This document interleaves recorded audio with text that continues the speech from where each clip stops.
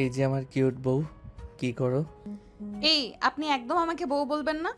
আচ্ছা ঠিক আছে, তোমাকে বউ বলবো না, না না, এগুলো কিছুই বলতে পারবেন না। সুইটহার্ট বলবো। আচ্ছা তাহলে জান পাখি বলে ডাকবো। আপনি কি পাগল? আপনাকে না বললাম আমাকে এগুলো কিছু বলে ডাকবেন না। আরে আমার কিউট বউটা এইভাবে কথা বলছো কেন? আপনি আবার এগুলো বলছেন? আরে এত আপনি আপনি করো না তো, সুইটহার্ট বলে ডাকো। তোমার মুখে আপনি শুনতে ভালো লাগে না জান। আর একবার যদি এগুলো বলেন তাহলে কিন্তু এবার খবর করে ছাড়বো। আরে বাবারে, আমার কিউট বউটার দেখি রাগও আছে। বেহার নির্লজ্জ কোথাকার! কয়বার বারণ করেছি, তারপরও থামার কোনো নামগন্ধ নেই। আরে সুইটহার্ট, এত রাগ দেখাচ্ছ কেন? তোমার এই কিউট মুখে রাগ দেখানো মানায় না। তুলি বিরক্তি দেখিয়ে কিছু না বলে বিছানায় শুয়ে পড়ে। আরে সুইটহার্ট, তুমি শুয়ে পড়েছ কেন? তাহলে কি করব? আজকে না আমাদের বাসর রাত, তাই তুমি আমাকে আদর করবে। আমি তো এই বিয়েই মানি না, আর বাসরা তো দূরের কথা। বিয়ে মানো না মানে? হ্যাঁ, আমি মানি না, কারণ আপনি আমাকে জোর করে বিয়ে করেছেন। আমি তোমাকে জোর করে বিয়ে করেছি মানে? এমন ভান করছেন যেন কিছুই জানেন না। বিশ্বাস করো, আমি সত্যি বলছি, আমি তোমার কথা কিছুই বুঝতে পারছি না। আপনার বাবা আমার বাবাকে যদি বলেছে আমাকে আপনার সাথে বিয়ে দেয়, তাহলে কোম্পানিতে বাবার সব ঋণ মাফ করে দিবে, আর বিয়ে না দিলে ঋণের ইন্টারেস্ট বাড়িয়ে দিবে। তাই আমার বাবা বাধ্য হয়ে আমার ইচ্ছার বিরুদ্ধে গিয়ে আমাকে আপনার সাথে বিয়ে দিয়েছেন। আপনি আমাকে পছন্দ করেন, তাই আপনি আপনার বাবাকে দিয়ে আমার বাবাকে ব্ল্যাকমেল করে আমাকে বিয়ে করেছেন। আপনি কিভাবে পারলেন একটা মেয়ের ইচ্ছার বিরুদ্ধে গিয়ে তাকে জোর করে বিয়ে করতে? বিশ্বাস করো তুলি, আমি এসব কিছুই জানি না। হ্যাঁ, আমি তোমাকে পছন্দ করতাম। তুমি যেদিন তোমার বাবার সাথে অফিসে আসছিলে সেদিন প্রথম আর দেখে আমি তোমাকে ভালোবেসে ফেলেছি। আমি শুধু বাবাকে বলেছিলাম আমি তোমাকে ভালোবাসি, তোমাকে বিয়ে করতে চাই, কিন্তু বিশ্বাস করো আমি তোমাকে জোর করে রাজি করাতে বলিনি। হয়েছে, আর ঢং করতে হবে না। বিশ্বাস করো তুলি, আমি সত্যিই বলছি, আমি কিছুতেই তোমাকে জোর করে বিয়ে করতে চাইনি। আমি তো এটাই জানতাম না যে তুমি এই বিয়েতে রাজি নও। আসলেই আপনারা ধনীরা এমনই, প্রথমে দোষ করে তারপর বিভিন্ন মিথ্যা বলে নিজেদের দোষ লুকান। প্লিজ তুলি, আমাকে বিশ্বাস করো। এখন এখানে নাটক করার কোনো প্রয়োজন নেই। আমাকে ক্ষমা করে দিন, আমি কখনোই আপনাকে স্বামীর অধিকার দিতে পারবো না। কিন্তু কেন? যে লোক একটা মেয়েকে জোর করে বিয়ে করতে পারে তার উপরে আমার কোনো বিশ্বাস নেই। আর বিশ্বাস ছাড়া কাউকে ভালোবাসা যায় না। আর ভালোবাসলে আপনাকে স্বামীর অধিকার, আর ভালো না বাসলে আপনাকে স্বামীর অধিকার কিভাবে দেই? বিশ্বাস করো তুলি, আমি তোমাকে ভালোবাসি। যদি ভালোবাসতেন তাহলে এরকম জোর করে বিয়ে করতেন না।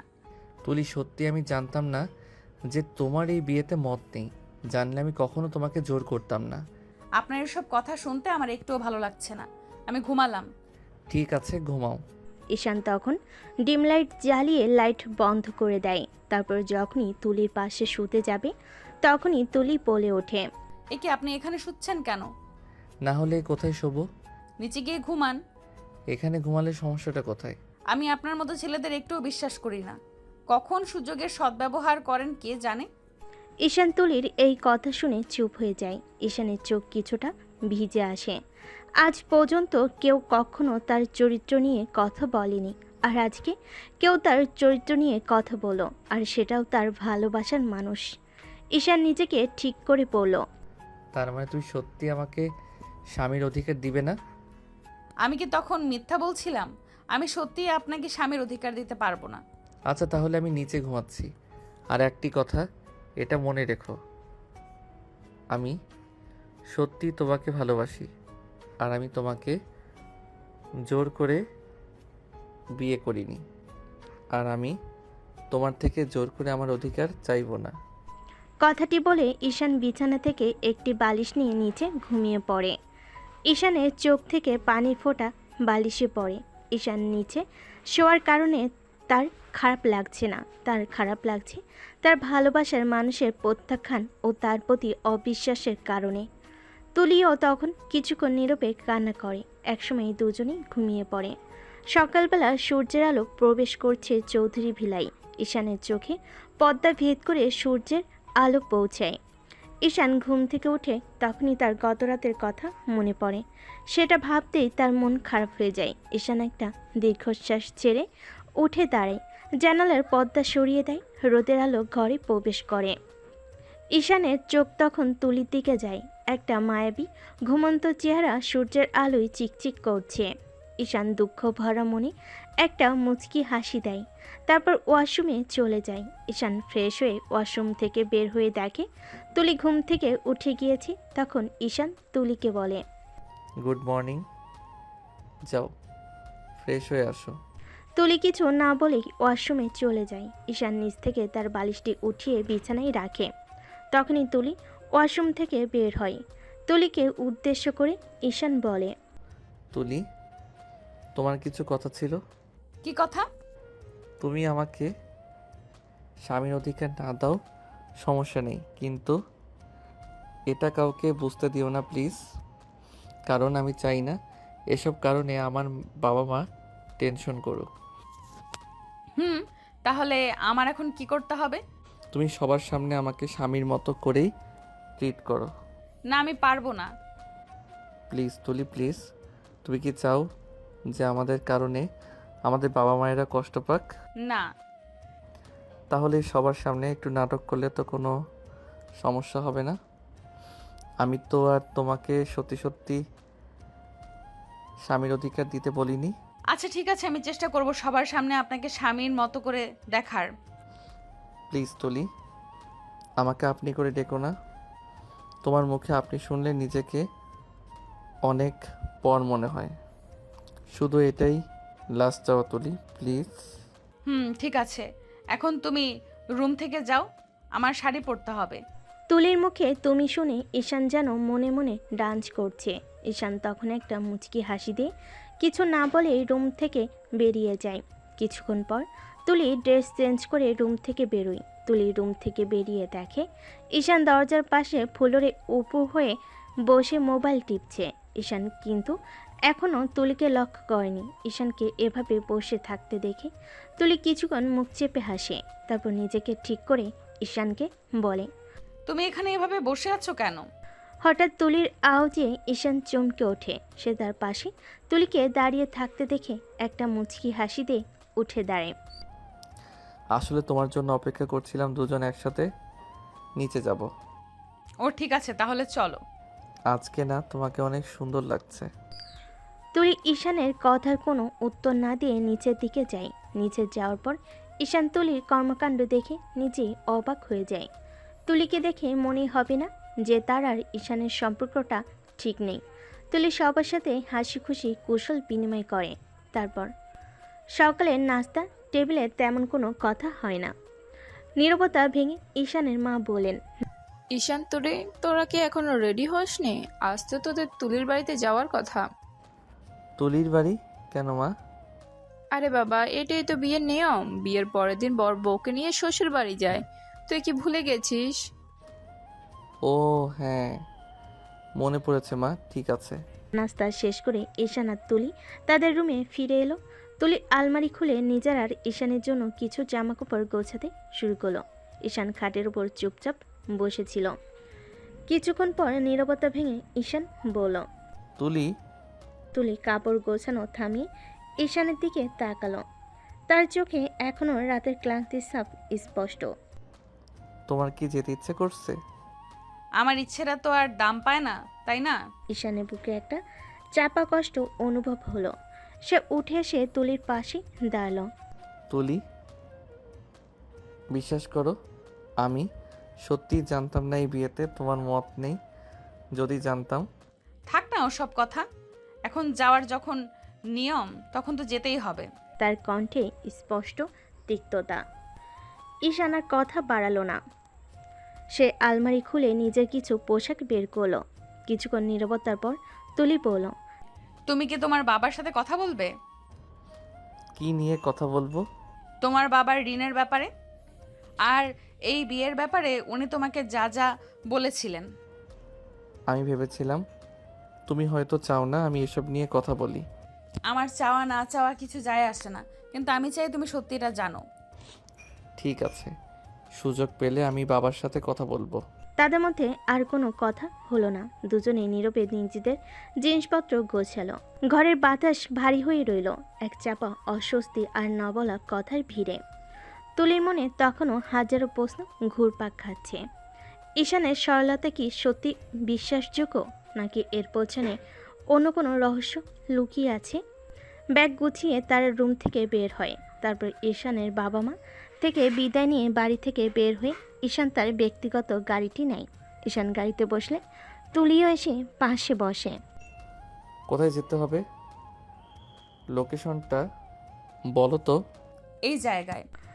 তুলি লোকেশন বলে ঈশান গাড়ি স্টার্ট করে। প্রায় আধা ঘন্টা পর তারা তুলির পৈতৃক বাড়িতে এসে পৌঁছায়। বাড়ির সামনে তুলির বাবা মা দাঁড়িয়েছিলেন। তুলি গাড়ি থেকে নেমেই তার মাকে জড়িয়ে ধরে। ঈশান গাড়ি থেকে নামলে তুলির বাবা এগিয়ে এসে ঈশানকে জড়িয়ে ধরেন।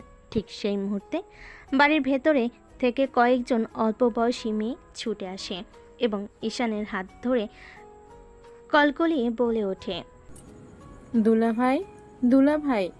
তার ঈশানের হাত ধরে টানতে টানতে বাড়ির ভেতরে নিয়ে যায়। এটা দেখে তুলির মুখটা সামান্য কালো হয়ে যায়। তুলি ভেতরে গেলে দেখে সেই মেয়েরা অর্থাৎ তার বোনেরা ঈশানকে ঘিরে ধরে হাসাহাসি করছে, তার সাথে বেশ ঘষাঘষি করছে। এটা দেখে তুলির রাগ আরও বেড়ে যায়। সে আর সেখানে না দাঁড়িয়ে সোজা নিজের ঘরের দিকে রওনা হয়। ঈশানও তাদের ব্যাগগুলো নিয়ে তুলি পিছু পিছু যায়। তুলি তার রুমে ঢুকে দরজা বন্ধ করার আগেই ঈশান ভেতরে ঢুকে ব্যাগগুলো রাখে। তুলির আগে জ্বলতে জ্বলতে বলে, এখানে এসেছো কেন? যাও গিয়ে ওই মেয়েগুলোর সাথে মজা করো গে। আরে না না, ওরাই তো আমাকে টেনে নিয়ে যাচ্ছিল। আমার একটু ভালো লাগছিল না। আচ্ছা, আমি এখন গিয়ে ফ্রেশ হয়ে আসি। এই কথা বলেই ঈশান ব্যাগ থেকে একটি তোয়ালে নিয়ে ওয়াশরুমে চলে যায়। তুলি কিছুক্ষণ সেখানে দাঁড়িয়ে থাকে। ঈশান ওয়াশরুম থেকে বের হলে তুলিকে জিজ্ঞেস করে, তুমি কি ফ্রেশ হবে না? হ্যাঁ। এই বলে তুলি ওয়াশরুমে চলে যায়। তুলি ওয়াশরুম থেকে বেরোলে দেখে ঈশান খাটে হেলান দিয়ে মোবাইল টিপছে। তুলি ঈশানের দিকে তাকিয়ে বলে, আমাদের বিয়েটা তোমাদের বাড়ির মতো এত আমাদের বাড়িটা তোমাদের বাড়ির মতো এত বড় নয়। এখানে হয়তো তোমরা অনেক সুযোগ সুবিধা পাবে না, তাই কিছু মনে করো না। আরে না না, আমার তেমন কোনো সমস্যা নেই। ঠিক তখনই দরজায় কড়া নাড়ার শব্দ শোনা যায়। তুলি গিয়ে দরজা খুলে দেখে তার বোনেরা দরজার সামনে দাঁড়িয়ে। দরজা খোলা মাত্রই তারা সবাই একসাথে ঘরে ঢুকে পড়ে এবং আবারও ঈশানের সাথে ঘেঁষাঘেঁষি শুরু করে। তখন তুলি আর রাগ সামলাতে পারে না, সেটাকে চিৎকার করে বলে, এই তোমাদেরকে কে বলেছে এখানে আসতে? আর এখানে এসেই এমন করছিস কেন? যা এখান থেকে। তুলি রাগী মূর্তি দেখে তার বোনেরা হক চুকিয়ে যায়। তাদের মধ্যে একজন ভয়ে ভয়ে বলে, আপু, আমরা তো দুলাভাইয়ের সাথে একটু মজা করছিলাম। এসব মজা টজা করা লাগবে না, এখন এখান থেকে যা। তখন তার বোনেরা এক এক করে রুম থেকে বেরিয়ে যায়। ধন্যবাদ তুলি। তুলি ঈশানের দিকে একবার তাকিয়ে কোনো কথা না বলে ঘর থেকে বেরিয়ে যায়। কিছুক্ষণ পর তুলি রুমে এসে ঈশানকে ডাকে। খেতে এসো। ঈশান মাথা নেড়ে তুলি পিছু পিছু যায়। তারপর তারা ডাইনিং টেবিলে গিয়ে বসে। খাবার দাবার শেষে তুলির বোনেরা আবদার ধরে, দুলাভাই, আমাদের ঘুরতে নিয়ে যান না। আমাদের এখানে অনেক সুন্দর সুন্দর পার্ক আছে। আচ্ছা ঠিক আছে, তাহলে আজকে বিকেলে সবাই রেডি থেকো, আমরা সবাই একসাথে ঘুরতে যাব। ঈশান তাদের আবদার রাখে এবং হাসি মুখে বলে। এ কথা শুনে তুলির বোনেরা আনন্দে চিৎকার করে ওঠে এবং ছুটে এসে ঈশানকে জড়িয়ে ধরে। এটা দেখে তুলির ভুরু কুচকে যায়। এই ঘুরতে নিয়ে যাবে সেটা তো বললে, এখন আবার জড়িয়ে ধরার কি আছে? তুলির রাগী ভঙ্গি দেখে তার বোনেরা ভয় পেয়ে ধীরে ধীরে ঈশানকে ছেড়ে দেয়। ঈশান তখন পরিস্থিতি হালকা করার জন্য বলে, তাহলে সবাই রেডি থেকো, আজকে বিকেলে আমরা ঘুরতে যাব। তারপর ঈশান তুলির রুমে ফিরে যায়। কিছুক্ষণ পর তুলির রুমে এলে ঈশানকে চুপচাপ বসে থাকতে দেখে বলে, এখন ঘুরে করে এত টাকা খরচ করার কি দরকার? আমার শালীরা আমার কাছে আবদার করেছে, আর আমি কি তাদের আবদার ফিরিয়ে দেব নাকি? তুমি কি আমাকে দেখানোর জন্য এগুলো করছো? তুলির কথা শুনে ঈশান কিছুটা কষ্ট পায়। সে একটা দীর্ঘশ্বাস ছেড়ে বলে, তুলি, আমি বলেছিলাম তুমি একদিন ঠিকই বুঝবে, তখন তুমি নিজেই আমাকে আমার অধিকার দেবে। কিন্তু এর জন্য আমি তোমাকে ইমপ্রেস করার চেষ্টা করছি না, আর জোর তো একেবারেই না। তুমি একদিন ঠিকই বুঝবে এবং আমাকে ভালোবাসবে। তুলি ঈশানের কথার কোনো উত্তর দেয় না। ঘরে নীরবতা যেন তাদের দুজনের মধ্যে এক অদৃশ্য দেওয়াল তুলে দেয়। বিকেলে সবাই ঘুরতে বের হওয়ার জন্য প্রস্তুত হয়। তুলি আজ নিজেকে অপরূপ সাজে সজ্জিত করেছে। গাঢ় রঙের শাড়ি, মানানসহ গহনা আর হালকা মেকআপে তার সৌন্দর্য যেন আরও কয়েক গুণ বেড়ে গিয়েছে। তুলি আয়নার সামনে দাঁড়িয়ে নিজের প্রতিচ্ছবির দিকে তাকিয়ে নিজে নিজেই বলে, আজ কেমন লাগছে আমাকে? এই শাড়িটা ঈশান কি দেখবে? থুর, কেন ভাবছি আমি ওসব? ও তো সেই অন্যরকম মানুষ। তারপর তুলি সিঁড়ি দিয়ে নামি লিভিং রুমে ঈশানকে দেখে থমকে দাঁড়ায়। ঈশান তো আজ আরও তুলি রূপে মুক্ত হয়ে গেল। সে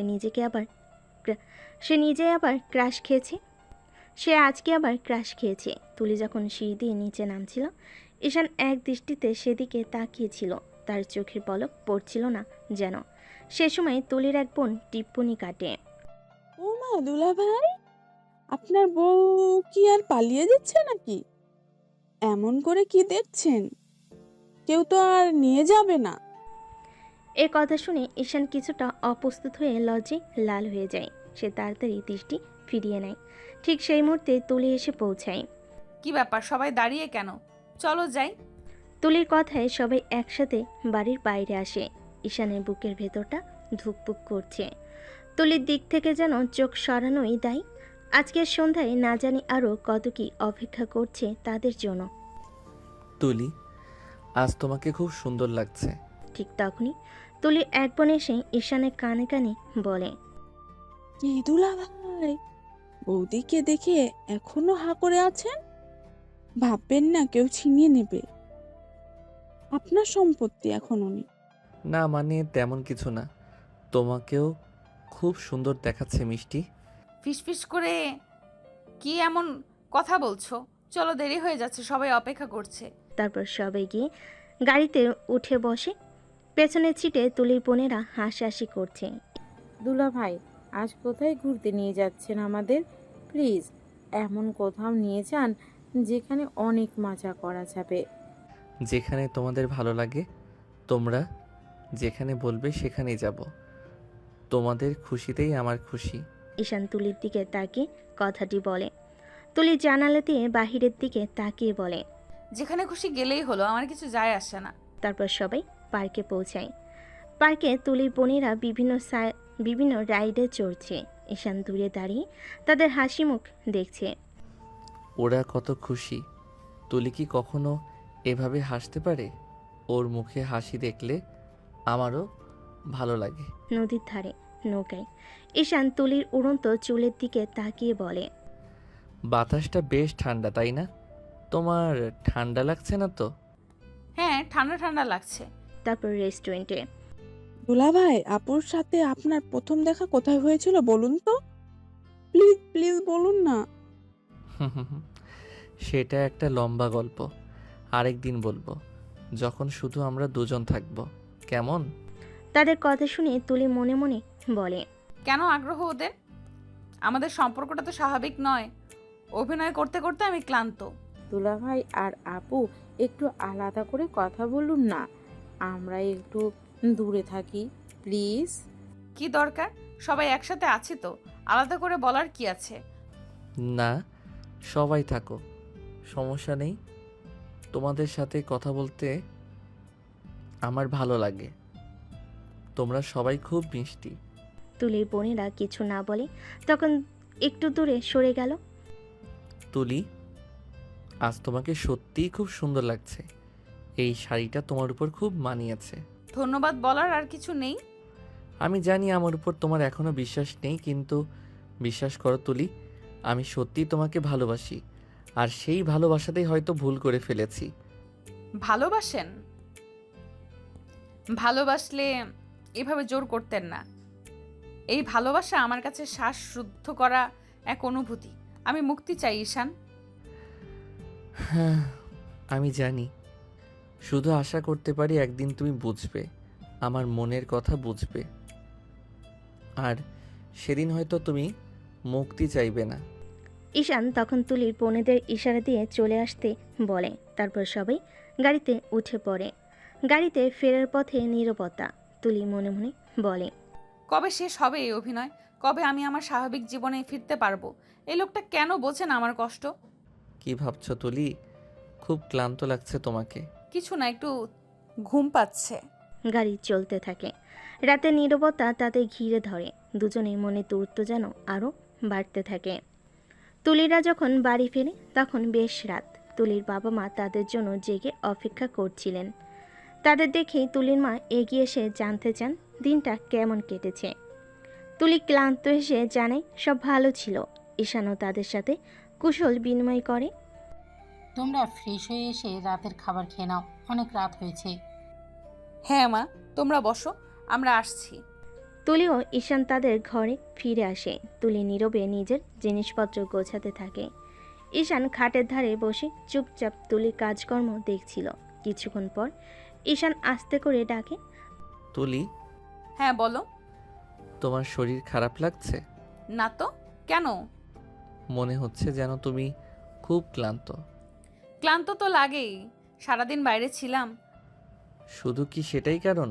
তুলি সোজা হয়ে দাঁড়িয়ে ঈশানের দিকে তাকিয়ে বলে, আর কি কারণ থাকতে পারে? আমি জানি না, তবে আমার মনে হয় আমাদের মধ্যে যা চলছে সেটাও তোমাকে ক্লান্ত করে দেয়। তুমি আবার সেই কথাগুলো শুরু করেছো? আমি তোমাকে কতবার বলেছি এসব আমার ভালো লাগে না। আমি আর কি করব বলো?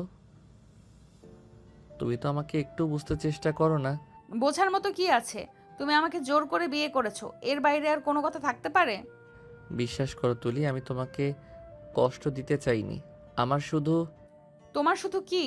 তোমার শুধু তোমার নিজের ভালো লাগাটাই বড় কথা, তাই না? আমার ইচ্ছের কোনো দাম নেই। এমন করে বলো না তুলি, আমার খুব কষ্ট হয়। তোমার কষ্ট হলে আমার কি করার আছে? তুলি ওয়াশরুমে চলে যায়। ঈশান হতাশ হয়ে খাটের উপর বসে থাকে। কিছুক্ষণ পর তুলি ফ্রেশ হয়ে বের হয়। চলো খেতে যাই, মা অপেক্ষা করছেন। তারপর নীরবে খাবার টেবিলে যায়। রাতে খাবারও তেমন কোনো কথা ছাড়াই শেষ হয়। খাবার পর তুলির বাবা বলেন, ঈশান, তুলি, তোমরা কিন্তু আজকে আর যেতে পারবে না। কাল সকালে নাস্তা করে যেও। ঠিক আছে বাবা। তুলি ও ঈশান আবার তাদের ঘরে ফিরে আসে। ঘরে ফিরে তুলি নিজের বিছানায় শুয়ে পড়ে। ঈশান কিছুক্ষণ দাঁড়িয়ে থেকে আস্তে করে বলে, তুলি, এখানে তো নিচে জায়গা হবে না, আমি কি বিছানায় শুবো? একদম না, তোমার মতো ছেলেদের উপর আমার একদম বিশ্বাস নেই। শোয়ার বাহানা আরো কত কি। ঈশান একটি দীর্ঘশ্বাস ফেলে ঘর থেকে বেরিয়ে যায়। আজ তার মনে এক গভীর শূন্যতা। তুলির কাছ থেকে এতটুকু সহানুভূতিও সে পেল না। তুলি মনে তার জন্য শুধু অবিশ্বাস ও ঘৃণাই আছে। ভালোবাসার বদলে শুধু ঘৃণা আর অবজ্ঞা। ঈশান সোজা বাড়ির ছাদে চলে যায়। অন্যদিকে তুলির মনও এক চাপা অস্থিরতা। ঈশানের অসহায় মুখটা কিছুতেই সে যেন মন থেকে তাড়াতে পারছে না। লোকটি কি সত্যি এতটা খারাপ, নাকি পরিস্থিতির শিকার? নানা প্রশ্ন তার মনে ভিড় করে আসে। একসময় গভীর ঘুমে তলিয়ে যায়। পরের দিন সকালবেলা ফজরের সময় তুলি ঘুম থেকে ওঠে। তুলির মনে তখনও গত রাতের তিক্ততা কিছুটা হলো বিদ্যমান। তুলি দেখতে পায় ঈশান নেই। তুলি তখন কালকে রাতের কথা মনে পড়ে। তখন তুলি নিচের দিকে তাকায়। আসলে নিচে শোয়ার মতো জায়গা নেই। তখন তার মনে প্রশ্ন জাগে, ঈশান কোথায়? ঠিক তখনই রুমে প্রবেশ করে তুলি ঈশানকে প্রশ্ন করে, রাতে কোথায় ছিলে? ছাদে। ছাদে মানে তুমি কি কালকে ঘুমাওনি? তেমন কোনো পরিস্থিতি ছিল না। তার মানে তুমি সারা রাত জেগেছিলে? হ্যাঁ, আমার রাত জাগার অভ্যাস আছে। তোমার শরীরটা ঠিক আছে তো? রাতে ভালো ঘুম হয়নি বুঝি? হ্যাঁ ঠিক আছে। ঈশান ওয়াশরুমে চলে যায়। তুলি মনটা বিষণ্ণ হয়ে যায়। তার জন্য ঈশান রাতে ঘুমোতে পারেনি। কিছুক্ষণ পর তারা নিচে নেমে আসে। তুলির বাবা মা তাদের জন্য নাস্তার ব্যবস্থা করেছেন। নাস্তা করার সময় তেমন কোনো কথা হয় না। নীরবতা যেন দুজনের মনে দূরত্ব আরও বাড়িয়ে তোলে। নাস্তা শেষে তুলির মা বলেন, বাবা ঈশান, মা তুলি, তোমরা সাবধানে যেও আর মাঝে মাঝে এসো। জি মা, অবশ্যই আসবো। তোমাদের কোনো অসুবিধা হলে জানিও। ধন্যবাদ বাবা। বিদায় পর্ব শেষ হলে ঈশানও তুলি গাড়িতে ওঠে। তুলির বাবা মা তাদের গাড়ি চলে যাওয়া পর্যন্ত দরজার সামনে দাঁড়িয়ে থাকেন। গাড়িতে ওঠার পর দুজনের মধ্যে আবার সেই নীরবতা নেমে আসে। বাইরে মনোরম দৃশ্য যেন তাদের মনের ভেতরে ঝড়কে শান্ত করতে পারছে না। ঈশান কিছুক্ষণ চুপ থেকে বলে, তুলি, রাস্তায় কোনো অসুবিধা হচ্ছে না তো? না। দীর্ঘ নীরবতার পর ঈশান আবার কথা বলার চেষ্টা করে। তোমার শরীর যদি খারাপ লাগে তাহলে আমরা কোথাও একটু থামতে পারি। আমার কিছুই হয়নি, তুমি চুপ করে গাড়ি চালাও। ঈশান আর কোনো কথা পায় না, সে মনোযোগ দিয়ে গাড়ি চালাতে থাকে। প্রায় আধা ঘন্টা পর তারা ঈশানের প্রত্যেক বাড়িতে এসে পৌঁছায়। বাড়ির গেটের সামনে তাদের জন্য অপেক্ষা করছিল ঈশানের বাবা মা। গাড়ি থামতেই তারা এগিয়ে এসে তাদের স্বাগত জানায়। এসো বাবা মা, রাস্তায় ক্লান্ত লাগেনি তো? না মা, তেমন না। এসো ভিতরে এসো। তুলি নীরবে গাড়ির দরজা খুলে নামে এবং তার শ্বশুর শাশুড়ির সাথে ঘরে ঢোকে। ঈশান তাদের ব্যাগগুলো নিয়ে ভিতরে আসে। ঘরে ঢুকে তুলি সোজা তাদের শোবার ঘরের দিকে যায়। ঈশান ব্যাগগুলো একপাশে রেখে তুলির দিকে তাকায়। তুলি, এখন তো আমরা আমাদের বাড়িতে ফিরে এসেছি। তুমি কি একটু চেষ্টা করবে সব কিছু স্বাভাবিক করার, অন্তত বাড়ির লোকের সামনে? তুমি কি সত্যিই বিশ্বাস করো যে সবকিছু আবার স্বাভাবিক হতে পারে? আমি চেষ্টা করতে চাই তুলি, অন্তত একবারের জন্য হলেও। তুলি কোনো উত্তর না দিয়ে জানালার দিকে তাকিয়ে থাকে। তার মনের ভাবনা যেন এক গভীর রহস্যের চাদরে ঢাকা। ঈশান অসহায়ভাবে তার দিকে তাকিয়ে থাকে। তাদের দুজনের মধ্যে এক অদৃশ্য দেওয়াল ক্রমশ উঁচু হতে থাকে। এই পরিস্থিতিতে তাদের ভবিষ্যৎ কোন দিকে মোড় নেবে তা সত্যিই অজানা। ঘরে ঢোকার কিছুক্ষণ পর তুলির হঠাৎ করে খারাপ লাগতে শুরু করে। প্রথমে সে হালকা মাথা ব্যথা অনুভব করে, কিন্তু কিছুক্ষণের মধ্যেই তা অসহ্য যন্ত্রণায় রূপ নেয়। তার কপালে বিন্দু বিন্দু ঘাম জমতে থাকে, মুখটা ফ্যাকাশে হয়ে যায়। উফ, মাথাটা। কি হয়েছে তুলি, তুমি ঠিক আছো? তোমার মুখটা এমন দেখাচ্ছে কেন?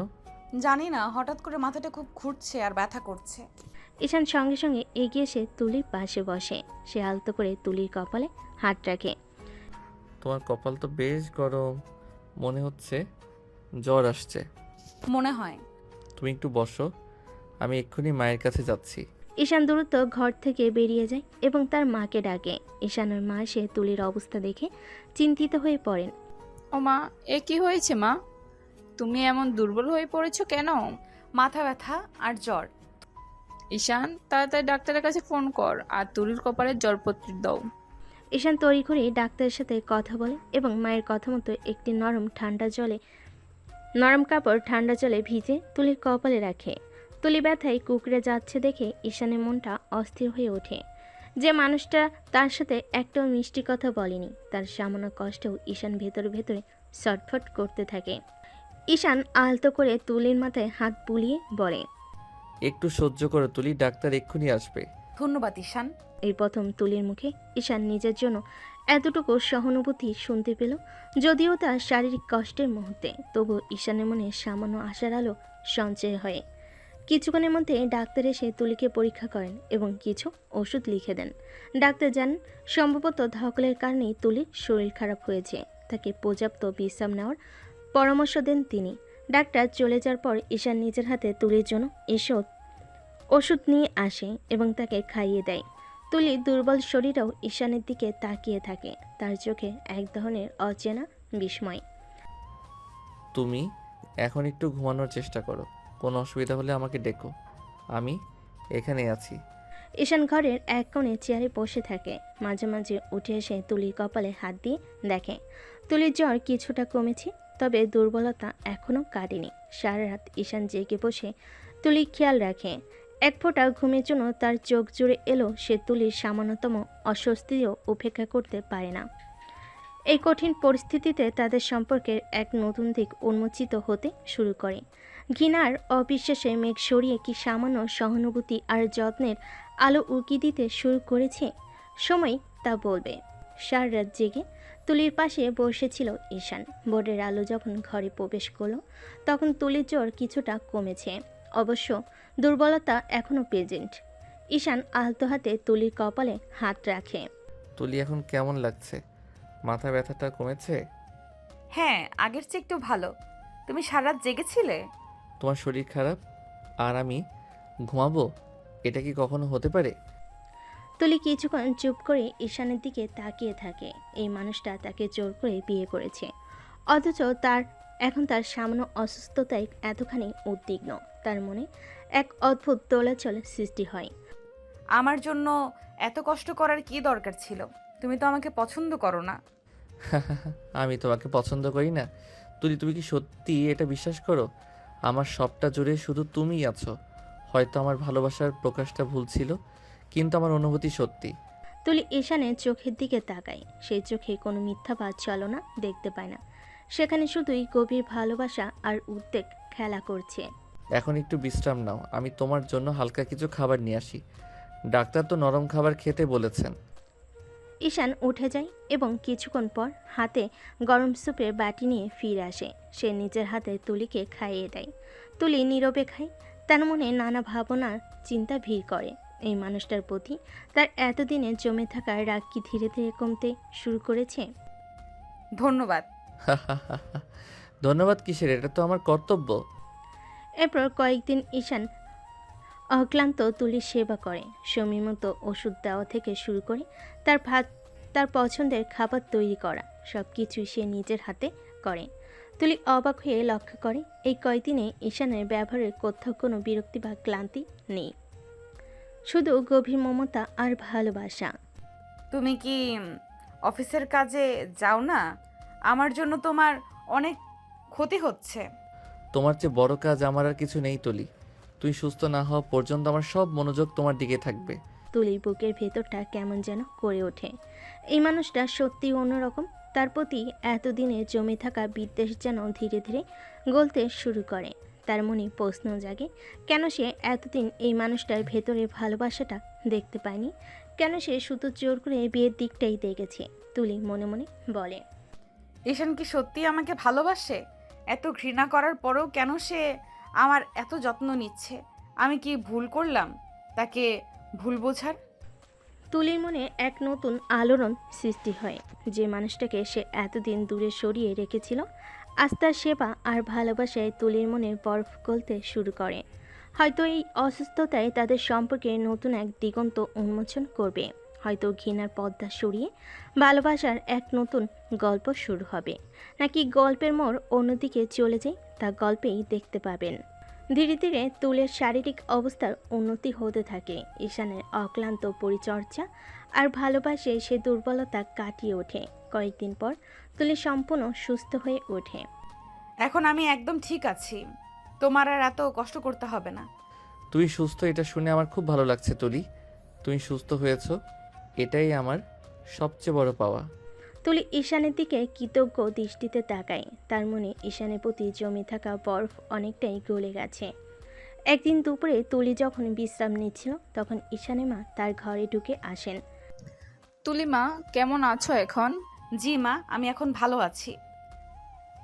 দেখে আমার শান্তি লাগছে। জানো তো মা, তোমার অসুস্থতার সময় ঈশান কতটা ভেঙে পড়েছিল। ভেঙে পড়েছিল? হ্যাঁ মা, ও তো চোখে মুখে দিন রাত তোমার চিন্তাই করতো। ঠিক মতন খাওয়া ঘুম ছিল না, অফিসের কাজও বন্ধ রেখেছিল শুধু তোমার পাশে থাকার জন্য। সত্যি বলছেন মা? হ্যাঁ মা, সত্যি বলছি। আমি তো কতবার ওকে জোর করে বিশ্রাম নিতে বলেছি, কিন্তু ও শোনেনি। বলতো তুলি যদি কিছু হয় ও নিজেকে ক্ষমা করতে পারবে না।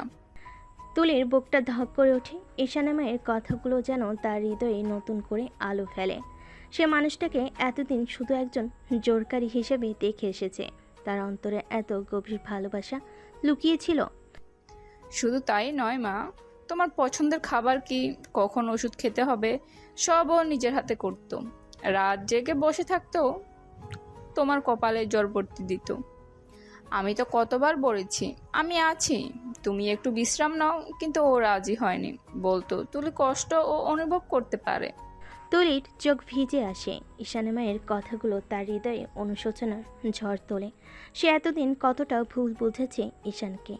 লোকটা তাকে জোর করে বিয়ে করেছে ঠিকই, কিন্তু তার প্রতি তার ভালোবাসা খাঁটি। তার অসুস্থতার, ঈশানের ব্যাকুলতা, তার সেবা, সব কিছুই সেই গভীর ভালোবাসার প্রমাণ। তুলি নীরবে অশ্রু বিসর্জন দিতে থাকে। সে কি পারবে ঈশানের ভালোবাসার মর্যাদা দিতে? তাদের সম্পর্কের ভবিষ্যৎ কি নতুন কোনো দিকে মোড় নেবে? তুলির মনে ঈশানের প্রতি অনুশোচনা জাগলো। তাদের সম্পর্কের বরফ পুরোপুরি গলেনি। কৃতজ্ঞতা আর ভালোবাসার মাঝে তখন এক অদৃশ্য দেওয়াল বিদ্যমান। একদিন তুলি তার বান্ধবীর সাথে ফোনে কথা বলছিল। তাদের কথোপকথনের একটি অংশ ঈশানের কানে আসে, যেখানে তুলি তাদের সম্পর্কের জটিলতা এবং অনিচ্ছাকৃত বিয়ের কথা বলছিল। হ্যাঁ রে, ও আমার খুব যত্ন নিচ্ছে ঠিকই, কিন্তু বিশ্বাস কর, মাঝে মাঝে মনে হয় ও শুধু লোক দেখানো ভালো ব্যবহার করছে। আসলে তো জোর করে বিয়ে করেছে, তাই হয়তো এখন ভালো সাজার চেষ্টা করছে। ঈশান দরজার বাইরে দাঁড়িয়ে তুলির কথাগুলো শুনে স্তব্ধ হয়ে যায়। তার মনে হয় যেন কেউ ধারালো ছুরি দিয়ে তার হৃদয়ে আঘাত করছে। এত যত্ন, এত ভালোবাসা, সব কিছুই কি তুলির কাছে লোক দেখানো? তার সব চেষ্টা কি বৃথা? ফোন রাখার পর তুলি যখন ঘরে ঈশানকে দাঁড়িয়ে থাকতে দেখে, তখন সে কিছুটা অপ্রস্তুত হয়। তুমি কখন এলে? তোমাদের কথা শুনছিলাম। ও মানে আমি আসলে তুমি কি সত্যি তাই মনে করো তুলি? আমার সব ভালোবাসা, সব যত্ন তোমার কাছে লোক দেখানো? হ্যাঁ, তাই মনে করি। তুমি কি ভেবেছো আমি বোকা? তুমি আমাকে জোর করে বিয়ে করেছো আর এখন ভালো সাজার চেষ্টা করছো। তোমার এই লোক দেখানো সহানুভূতি আমার একটুও ভালো লাগছে না। লোক দেখানো সহানুভূতি? তুলি, তুমি কি বলছো? আমি তো... চুপ করো আর মিথ্যে বলার চেষ্টা করো না। তোমার আসল উদ্দেশ্য আমি খুব ভালো করেই জানি। তুমি চেয়েছিলে আমার জীবনটা নষ্ট করে দিতে, আর সেটাই করেছো। তুলি, তুমি আমাকে এত ভুল বোঝো না। বিশ্বাস করো, আমার উদ্দেশ্য খারাপ ছিল না। আমি শুধু তোমাকে শুনতে আমার আর ভালো লাগে না। তুমি আমার জীবন কেড়ে নিয়েছো, আমার সব স্বপ্ন ভেঙে দিয়েছো। তোমার এই মিথ্যে ভালোবাসার ভনিতা বন্ধ করো। তুলি, তুমি কি একবারও আমার দিকটা ভেবে দেখেছো? আমারও তো কিছু বলার থাকতে পারে। তোমার আর কি বলার থাকতে পারে? একজন জোরকারের সাফাই? আমার সেসব শুনতে একটুও আগ্রহ নেই। তুলির রাগে শরীর কাঁপতে থাকে। ঈশান হতভম্বের মতো তার দিকে তাকিয়ে থাকে। তার এতদিনে জমানো ভালোবাসা যেন এক মুহূর্তে ধূলিসাৎ হয়ে যায়। তুমি যা খুশি তাই মনে করতে পারো তুলি, আমার আর কিছু বলার নেই। এই বলে ঈশান ঘর থেকে বেরিয়ে যায়। তুলির আগে ফুপিয়ে কাঁদতে থাকে। তার মনে তখনও একরাশ অভিমান আর ক্ষোভ জমাট বেঁধে আছে। সে বুঝতে পারে না তার এই রাগের পরিণতি হয়তো তাদের দুজনের জন্যই আরও খারাপ হতে চলেছে। ঈশান ঘর থেকে বেরিয়ে যাওয়ার পর তুলি কিছুক্ষণ রাগে ফুঁসতে থাকে। তার মনে তখনও অভিমানের আগুন জ্বলে উঠছে, কিন্তু ধীরে ধীরে সেই রাগ স্তিমিত হয়ে আসে আর তার জেগে ওঠে এক গভীর শূন্যতা। ঈশানের শেষ কথাগুলো তার কানে বারবার প্রতিধ্বনিত হতে থাকে। তুমি যা খুশি তাই মনে করতে পারো তুলি, আমার আর কিছু বলার নেই। তখনই হঠাৎ তুলির মনে পড়ে যায় ঈশানের মায়ের বলা কথাগুলো। তোমার অসুস্থতার সময় ঈশান কতটা ভেঙে পড়েছিল। রাত দিন জেগে বসে তোমার কপালে জল পড়তে দিত, বলতো তুলির কষ্ট ও অনুভব করতে পারে। তুলি বুকের ভেতরটা মোচড় দিয়ে ওঠে। এতদিন ধরে সে ঈশানের ভালোবাসাকে লোক দেখানো ভেবে এসেছে। তার অসুস্থতায় ঈশানের ব্যাকুলতা, তার সেবা, সব কিছু কি মিথ্যে ছিল? ঈশানের মায়ের স্নেহপূর্ণ মুখটা তার চোখের সামনে ভেসে ওঠে। সেই সরল মহিলা তো মিথ্যা বলতে পারে না। আমি কি করলাম? কেন আমি এত অন্ধ হয়েছিলাম? ঈশান তো সত্যিই আমার খেয়াল রেখেছে। ও তো সত্যিই আমাকে... তুলির গলা ধরে আসে। এতদিন ধরে সে শুধু ঈশানের চাপিয়ে দেওয়া বিয়েটাকেই দেখেছে, তার ভেতরেই মানুষটাকে দেখেনি। ঈশানের নীরব কষ্ট, তার ভালোবাসার গভীরতা কিছু সে উপলব্ধি করতে পারেনি। আর আজ যখন সে সামান্যতম হলেও সেই ভালোবাসার ছোঁয়া অনুভব করতে শুরু করেছিল, তখনই নিজের ভুল সিদ্ধান্তে সব ভেস্তে দিল। তুলি বিছানায় বসে ধোয়াতে মুখ ঢেকে কাঁদতে শুরু করে। তার কানে মিশে থাকে অনুশোচনা, হতাশা আর এক গভীর শূন্যতাবোধ। আমি কত বোকা! কেন আমি ওকে এত কষ্ট দিলাম? ও তো আমাকে এত যত্ন নিল, আর আমি কিনা... তার মনে বারবার ঈশানের ব্যথিত মুখটা ভেসে ওঠে। আমার মনে অনেক আঘাত লেগেছে। ঈশানের এই কথাগুলো যেন তার হৃদয়ে তীক্ষ্ণ তীরের মতো বিঁধতে থাকে। সে বুঝতে পারে তার এক মুহূর্তের ভুল বোঝাবুঝি ঈশানের মনে কতটা গভীর ক্ষত সৃষ্টি করেছে। তুলি ঘর থেকে উঠে দাঁড়ায়। তার ভেতরের অস্থিরতা তাকে স্থির থাকতে দিচ্ছে না। সে জানে না ঈশান কোথায় গেছে, কখন ফিরবে, কিন্তু তার মন ব্যাকুল হয়ে উঠছে ঈশানের কাছে ক্ষমা চাওয়ার জন্য। সে বুঝতে পেরেছে ঈশান তাকে সত্যি ভালোবাসে। তার ভালোবাসার প্রকাশ হয়তো ভুল ছিল, কিন্তু তার অনুভূতি খাঁটি। তুলি দরজার দিকে এগিয়ে যায়। তার মনে একটাই চিন্তা, কিভাবে সে ঈশানের কাছে তার ভুল স্বীকার করবে, কিভাবে সে তার ভাঙা মন জোড়া লাগবে। আর আদৌ কি ঈশান তাকে ক্ষমা করবে? অনুশোচনার আগুনে দগ্ধ হতে থাকে তুলির মন। বাইরের রাতে নিস্তব্ধতা ভেঙে যেন ভেতরের হাহাকারকে আরও বাড়িয়ে তোলে। গভীর রাতে ঈশান যখন ক্লান্ত শরীরে বাড়ি ফিরে, তখন সারা বাড়ি নিস্তব্ধ। তার মনে তখনও তুলির তিক্ত কথাগুলো ঘুরপাক খাচ্ছে। দরজা খুলে ভেতর ঢুকে দেখে লিভিং রুমে আলো জ্বলছে। সোফার উপর উদ্বিগ্ন মুখে বসে আছে তুলি। ঈশানকে দেখে সে দ্রুত উঠে দাঁড়ায়। ঈশান, তুমি এসেছো? আমি আমি তোমার জন্য অপেক্ষা করছিলাম। এত রাতে জেগে আছো কেন? ঘুমাতে যাওনি? আমার কথা শোনো প্লিজ। আমি আমি তোমাকে যা বলেছি তার জন্য আমি খুবই লজ্জিত। আমার ভুল হয়ে গেছে। তোমার মতো একজন ভালো মানুষকে আমি কত খারাপ কথা শুনিয়েছি। আমাকে ক্ষমা করে দাও ঈশান। তুলির চোখে জল চিকচিক করছে, তার কণ্ঠ রুদ্ধ হয়ে আসছে অনুশোচনায়। ঈশান কিছুক্ষণ অপলক দৃষ্টিতে তুলির দিকে তাকিয়ে থাকে। তার চোখে মিশ্রিত ক্লান্তি আর অবিশ্বাস। এখন আর ক্ষমা চেয়ে কি হবে তুলি? যা বলার তুমি তো সেদিনই বলে দিয়েছো। না ঈশান, বিশ্বাস করো আমার ভুল হয়ে গিয়েছিল। ঈশানের মায়ের কথা শোনার পর আমি বুঝতে পেরেছি তুমি তুমি সত্যিই আমার খেয়াল রেখেছো। আমি তোমাকে ভুল বুঝেছি। ও, তার মানে এখন তুমি বুঝতে পারছো আমার সেবা, আমার যত্ন সব কিছু এখন তোমার কাছে সত্যি মনে হচ্ছে? হ্যাঁ ঈশান, সত্যি। আমি তোমাকে বিশ্বাস করি। প্লিজ আমাকে আর কষ্ট দিও না। ঠিক সেই মুহূর্তে তুলির চোখ পড়ে ঈশানের হাতের দিকে। ঈশানের ডান হাতের তালুতে একটি তাজা আঘাতের চিহ্ন। চামড়া ছিলে গেছে এবং সামান্য রক্ত জমাট বেঁধে আছে। ঈশান, এটা কি হয়েছে তোমার হাতে? কোথায় লেগেছে? ও কিছু না তুলি, সামান্য একটু লেগেছে। সামান্য? আমি দেখতে পাচ্ছি রক্ত জমে আছে। বলো কি হয়েছে? তুমি কি কোথাও ধাক্কা খেয়েছো? আরে বললাম তো কিছু না, তুমি এত বাড়াবাড়ি করছো কেন? বাড়াবাড়ি করছি? তোমার হাতে এত বড় আঘাত আর তুমি বলছো কিচ্ছু না। নিশ্চয়ই কোনো ঝামেলা হয়েছে। কার সাথে লেগেছে তোমার? কেন তুমি সবসময় এমন করো তুলি? আমি বললাম তো সামান্য ব্যাপার। আমি আমার একটা মেয়ে এমপ্লয়িকে বাঁচাতে গিয়ে ব্যথা পেয়েছি। তুমি কি আমাকে একটু বিশ্বাস করতে পারো না? সব সময় খুদ ধরতেই হবে? বিশ্বাস? আমি তোমার কাছে বিশ্বাস? তুমি আমার কাছে বিশ্বাস আশা করো? যে মানুষটা আমাকে জোর করে বিয়ে করেছে তার কাছে আমি বিশ্বাস আশা করব? তোমার এই লুকোচুরি, তোমার এই এড়িয়ে যাওয়া, আমি সবই বুঝতে পারছি। নিশ্চয়ই কোনো খারাপ কিছু করেছো তুমি। খারাপ কিছু? আমি কি খারাপ করতে পারি? আমি তো সারাদিন অফিসের কাজে ছিলাম। অফিসের কাজ নাকি অন্য কোনো ধান্দা করছিলে? তুমি মিথ্যা বলছো। তুমি কোনো মেয়েকে বাঁচাতে যাওনি। তুমি নিশ্চয়ই ওই ছেলেটার সাথে কিছু করতে চেয়েছো। তখন মেয়েটা বাঁচার জন্য তোমার হাতে আঘাত দিয়েছে। তোমার আসল রূপটা আবার বেরিয়ে আসছে, তাই না? তুলি, তুমি কি সত্যি আমাকে এত খারাপ ভাবো? একটা সামান্য আঘাতের জন্য তুমি আমাকে এত কথা শোনাচ্ছ? হ্যাঁ ভাবি, কারণ তুমি তাই। তুমি একটা মিথ্যাবাদী, তুমি একটা জোচ্চোর। দূর হও আমার চোখের সামনে থেকে। তোমার মুখ আমি আর দেখতে চাই না। তুলি আশঙ্কিক ক্রোধ আর অভিযোগে ঈশান স্তব্ধ হয়ে যায়। এমাত্র তুলি তার কাছে ক্ষমা চেয়েছিল, বিশ্বাস করার কথা বলেছিল, আর এক মুহূর্তে একটি সামান্য আঘাতের চিহ্ন তাদের সম্পর্কের মাঝে আবার এক নতুন তিক্ততার জন্ম দিল। ঈশান হতাশ হয়ে তুলির দিকে তাকিয়ে থাকে। তাদের সম্পর্কের ভবিষ্যৎ কি শুধুই ঘৃণার অবিশ্বাসের বেড়াজালে আবদ্ধ থাকবে? রাগে ফুঁসতে ফুঁসতে তুলি ঘর ছেড়ে চলে যায়। ঈশান কিছুক্ষণ হতভম্বের মতো দাঁড়িয়ে থাকে। তারপর ধীরে ধীরে ক্লান্ত পায়ে তাদের শোবার ঘরের দিকে যায়।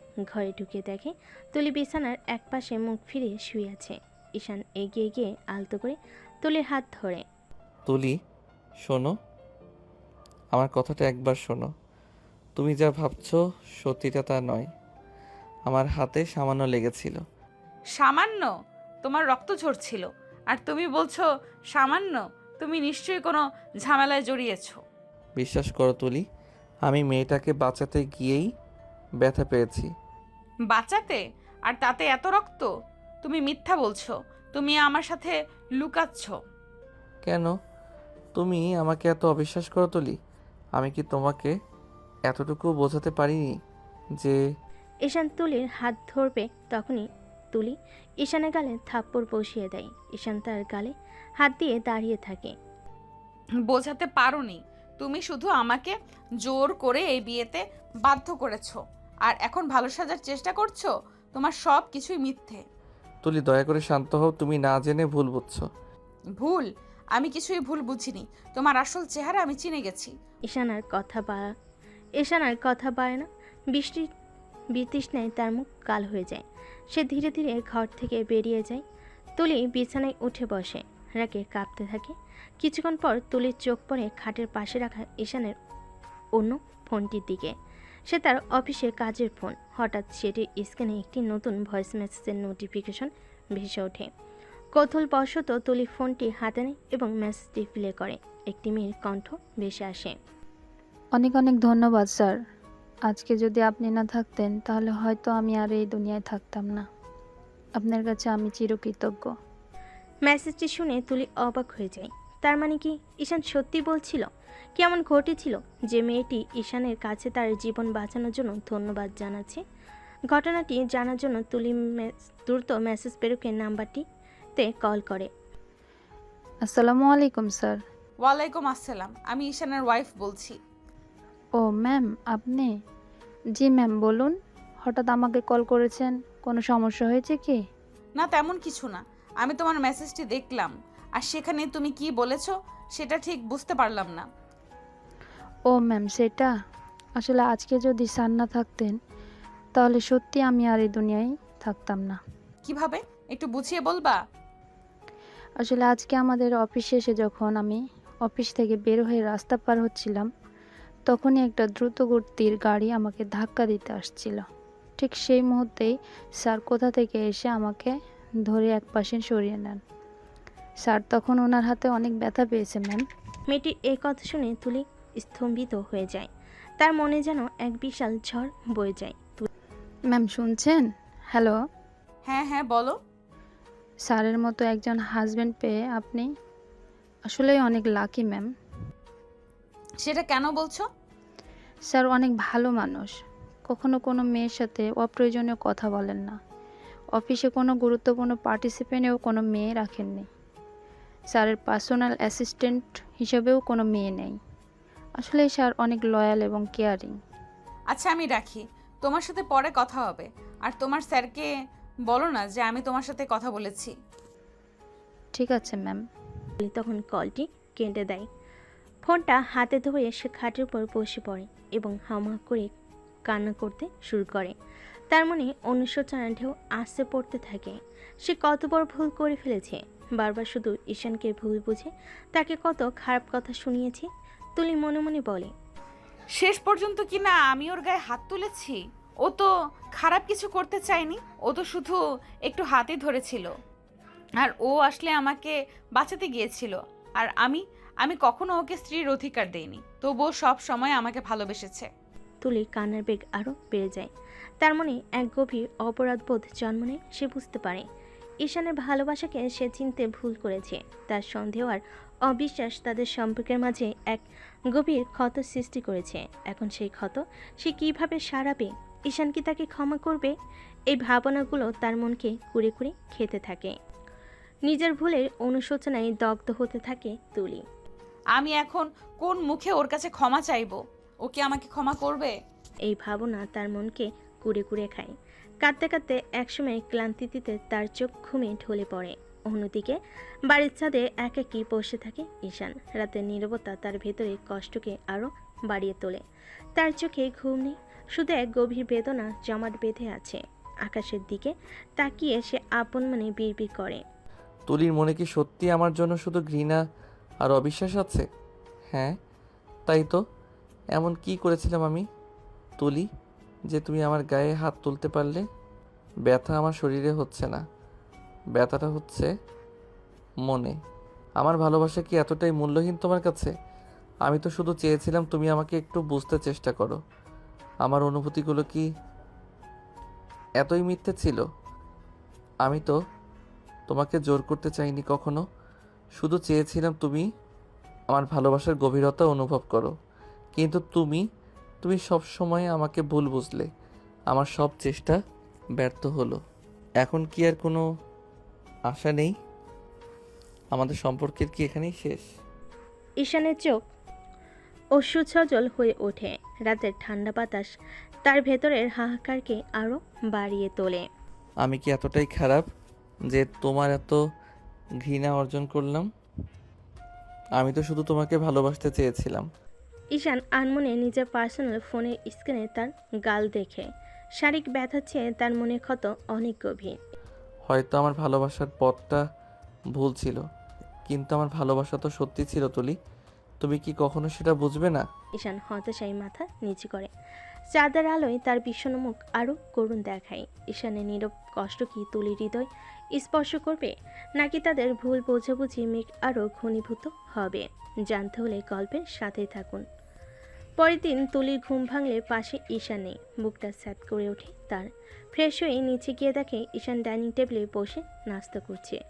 তুলির দিকে একবার চোখ পড়লেও সঙ্গে সঙ্গে ফিরিয়ে নেয় সে। তুলির বুকের ভেতরটা ধক করে ওঠে। অন্যদিন ঈশান তাকে দেখলে হেসে কথা বলতো, আর আজ এমন উপেক্ষা।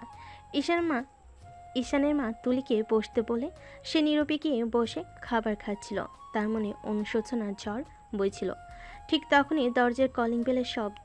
কাজের মহিলা গিয়ে দরজা খুলে দেয়, আর বাড়িতে ঢোকে ঈশিকাকে দেখে ঈশান চেয়ার ছেড়ে উঠে দাঁড়ায়। ঈশিকাও ছুটে এসে ঈশানের বুকে ঝাঁপিয়ে পড়ে। দুজনকে জড়িয়ে ধরে। তুলি অবাক হয়ে তাকিয়ে থাকে। তোকে না অনেক মিস করেছি, আর বিয়ে করে তো তুই আমাকে একদম ভুলে গেলি, একটাও ফোন করিসনি। আমিও তোকে অনেক মিস করেছি। আর আগে বল, তুই বিয়েতে আসিসনি কেন? কত করে বললাম। আরে বাবা, তোর তো পুনর্জন্ম হয়েছে। ভার্সিটির ওই কোর্সটা 3 তারিখে শেষ হলো, আর আজকে 5 তারিখ। আমি একেবারেই তোর সামনে সারপ্রাইজ। তোকে তো আমি বারণ করেছিলাম, ওইটার কোনো দরকার নেই। বিনা কারণে এক্সট্রা খাটনি। আচ্ছা বাদ দে ওসব। তখন ঈশানের বাবা মা এগিয়ে আসেন ঈশিকার দিকে। ঈশানের মা ঈশিকাকে জড়িয়ে ধরেন। কেমন আছিস মা আমার? কতদিন পর দেখলাম তোকে। হ্যাঁ বড় আম্মু, অনেক ভালো আছি। তুমি কেমন আছো? আর বড় আপু কোথায়? আমাকে তো সবাই ভুলে গেছে, কেউ আর একটাও খবর নেয় না। দৌড়ে গিয়ে ঈশানের বাবাকে জড়িয়ে ধরে। আরে বড় আপু, কে বলেছে আপনাকে ভুলে গেছি? আপনি তো আমাদের যান। হ্যাঁ হ্যাঁ, খুব জানিস, একদিনও তো একটা কল করলি না। বড় আপু, বিশ্বাস না হলে ঈশানকে জিজ্ঞেস করো, ও জানে আমি কি পরিমাণ চাপে ছিলাম ওই কোর্সটা নিয়ে। দম ফেলার সময় পাইনি। আচ্ছা ওইসব বাদ দে, তুই তো নাস্তা করিসনি নিশ্চয়ই, বস একসাথেই খাই।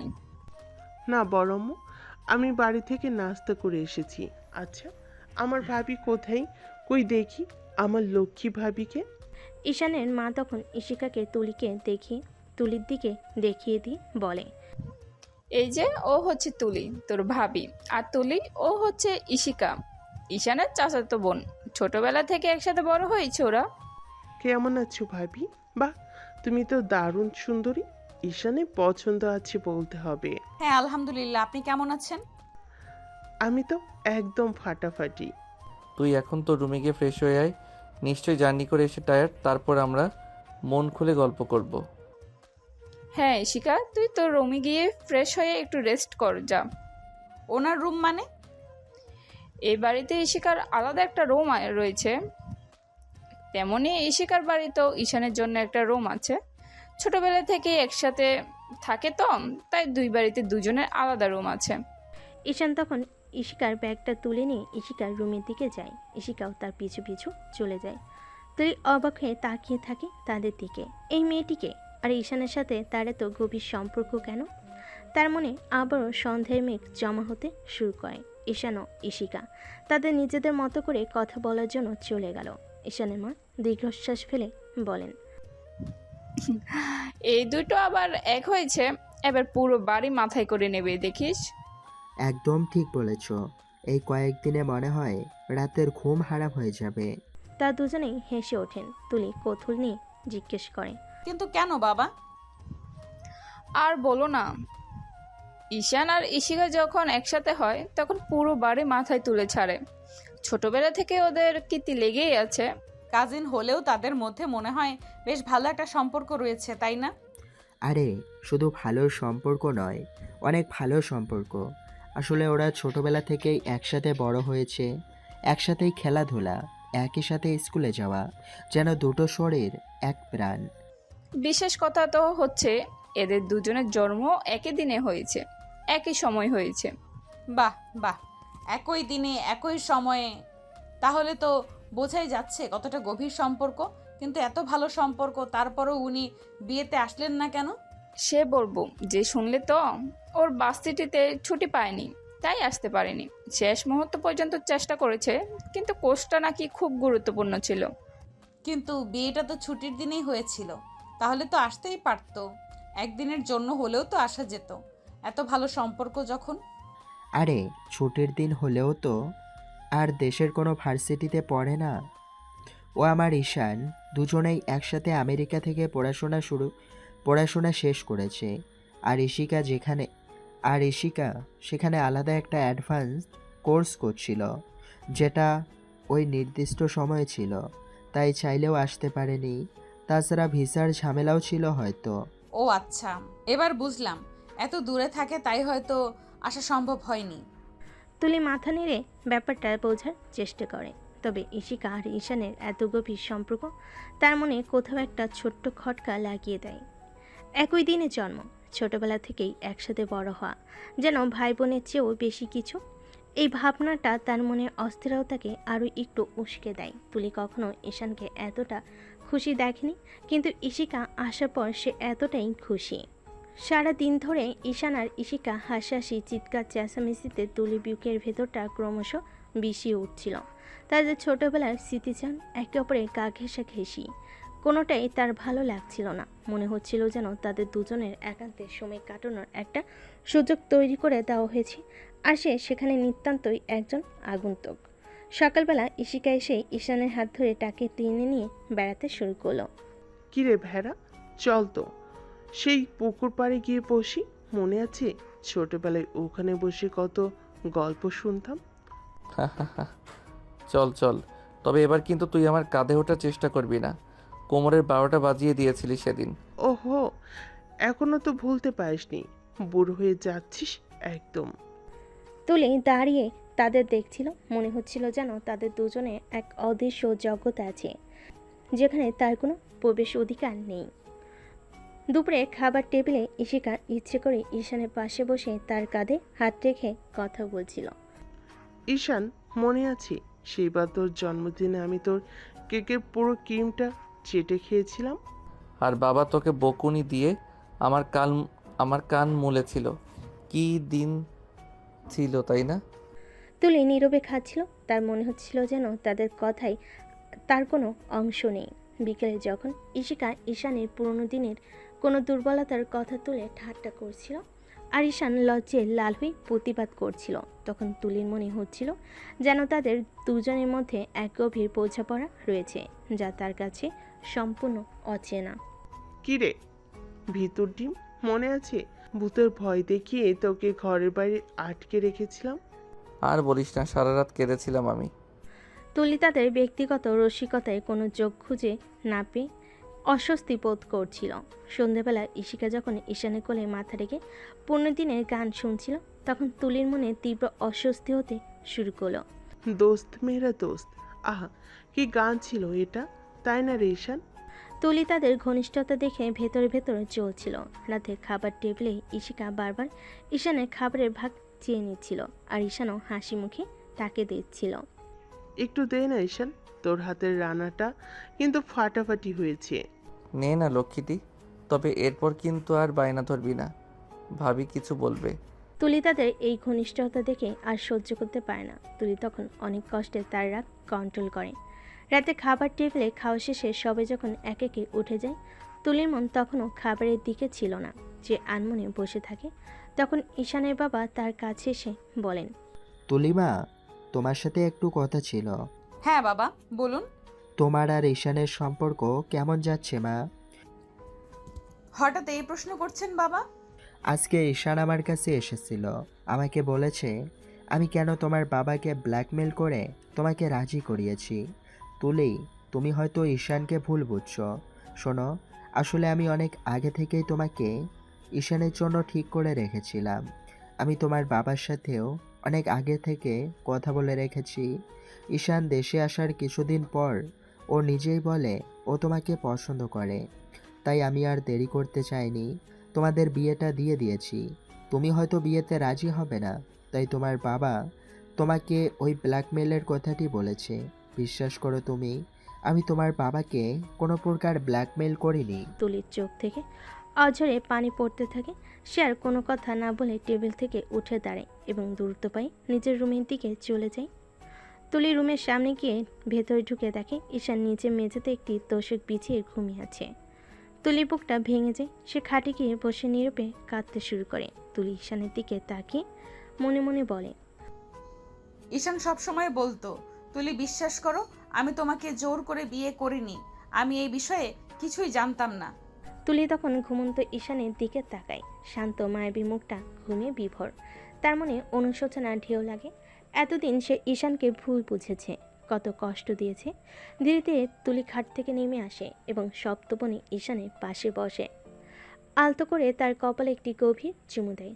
তারপর পরম যত্নে ঈশানকে জড়িয়ে ধরে শুয়ে পড়ে। ঠিক তখনই তুলি মনে মনে বলে, এটা কি ঠিক হবে? ও তো আমার উপর রেগে আছে।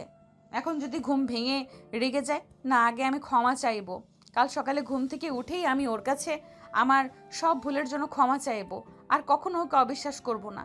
তাই তুলি তখন ঈশানকে ছেড়ে দিয়ে ঈশানের গালে একটা কিস করে তারপর খাটে গিয়ে ঘুমিয়ে পড়ে।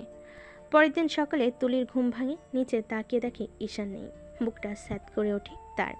তাড়াহুড়ো করে বিছানা থেকে বারান্দায় যায়, তারপর ওয়াশরুমে। কোথাও ঈশানকে দেখতে পায় না। মনটা অজানা আশঙ্কায় ভরে ওঠে। দ্রুত পায়ে নিচে নেমে আসে তুলি, কিন্তু সেখানেও ঈশানের দেখা নেই। হঠাৎ তার মনে হয় ঈশিকার ঘরে গিয়ে দেখবে, কিন্তু ঈশিকার ঘরে দরজা খোলাই শুধু নয়, ভেতর ঈশিকা বা ঈশান কারোরও চিহ্নমাত্র নেই। তুলি কিছুটা চিন্তিত হয়ে ঈশানের মায়ের কাছে যায়। মা, ঈশান আর ঋষিকা কাউকে তো আজকে দেখছি না, ওরা কোথায় গেছে? ও হ্যাঁ, ওরা সকালেই একসাথে কোথাও যেন বেরিয়েছে। কোথায় গেছে মা? কিছু কি বলে যায়নি? আমি জিজ্ঞেস করেছিলাম, ওরা বলল আজকে নাকি কি একটা দেখাবে, তারপর চলে গেল। তুমি চিন্তা করো না মা, খুব তাড়াতাড়ি হয়তো ফিরে আসবে। ওদের দুজনের একসাথে ঘুরতে যেতে ভালো লাগে তো। ওরা মাঝে মাঝেই এইভাবে বলা টলা ছাড়া উদাও হয়ে যায়। ঈশানের মেয়ের স্বাভাবিক কথাগুলো তুলির মনে উদ্বেগ পুরোপুরি কমাতে পারে না। কি একটা দেখাবে, এই অস্পষ্ট উত্তরে তার সন্দেহ আরও ঘনীভূত হয়। কোথায় গেছে তারা? কেন ঈশান তাকে কিছু না বলে গেল? আর ঈশিকার সাথেই বা এত সকালে কোথায় গেল তারা? নানা প্রশ্ন তার মনে ভিড় করতে থাকে। গত রাতের অনুশোচনা আর ভালোবাসার স্পর্শ কি মিথ্যা ছিল? ঈশানের নীরবতা কি অন্য কোনো সংকেত দিচ্ছে? তুলির অস্থির মন খারাপের আশঙ্কায় ভরে ওঠে। তুলির চিন্তা তখনও কাটেনি। বুকের ভেতরটা ধুকপুক করছে। কিছুক্ষণ পরেই দরজা খুলে হাসতে হাসতে ভেতরে ঢুকে ঈশান আর ঈশিকা। তাদের প্রাণখোলা হাসি যেন সকালের রোদকেও হার মানায়। কি রে, তোরা সকাল সকাল না বলে কোথায় গিয়েছিলি? আমি তো ভেবেছিলাম কি না কি হয়ে গেল। আরে বড়মু, আমরা তো বলছিলাম যে আজকে তোমাদেরকে একটা কিছু দেখাবো, মনে নেই? হ্যাঁ হ্যাঁ মনে আছে, কিন্তু কি দেখাবি সেটাই তো বল। ঠিক তখনই ঈশানের বাবা ঘরে আসেন। কি ব্যাপার, এত হাসাহাসি কিসের? আর কি দেখানোর কথা হচ্ছে এখানে? আরে বাবা, সকাল থেকে বলছিস কি একটা দেখাবে, কিন্তু এখনো পর্যন্ত মুখ খুলছে না। কিরে ঈশান আর ঈশিকা, কি দেখাবি বল তো এবার? আমারও তো জানতে ইচ্ছে করছে। আরে বড়ব্বু, একটু ওয়েট করো না, সবুর কোলে মেয়ে ফলে। কেন, সারপ্রাইজ নাকি? তোদের দুজনের প্ল্যানিং মনে হচ্ছে। ঈশান আর ঈশিকা দুজনেই একসাথে মাথা নেড়ে হ্যাঁ জানায়। তুলি অবাক হয়ে তাদের দিকে তাকিয়ে থাকে। কেমন সারপ্রাইজ তারা দিতে চলেছে, আর কেন তাকে কিছুই জানানো হয়নি? তার মনে চাপা অস্বস্তিও যেন আরেকটু বাড়ে। বাড়ির সকলের মনে তখন একটাই প্রশ্ন ঘুরপাক খাচ্ছে, কেমন দেখাবে ওরা? কিছুক্ষণ পর বাড়ির গেট দিয়ে একটা পিকআপ প্রবেশ করে। কিছু লোক ধরে ধরে একটা কাচের আলমারি বাড়ির ভেতর নিয়ে আসে এবং সেটা ড্রয়িং রুমের এক কোণে সুন্দরভাবে দাঁড় করিয়ে রাখে। কিরে, কিছুই তো বুঝলাম না। এটা আলমারি কেন? আরে বড় বউ, আর একটু ধৈর্য ধরো না। ঠিক তখনই সেই লোকগুলো আরও 3টি বড় বড় বাক্স নিয়ে বাড়ির ভেতর ঢোকে। বাক্সগুলো আলমারির সামনে রাখা হয় এবং লোকগুলো চলে যায়। এবার কিন্তু অপেক্ষার পালা শেষ। হ্যাঁ মা, তাড়াতাড়ি দেখা তো কি এমন জিনিস।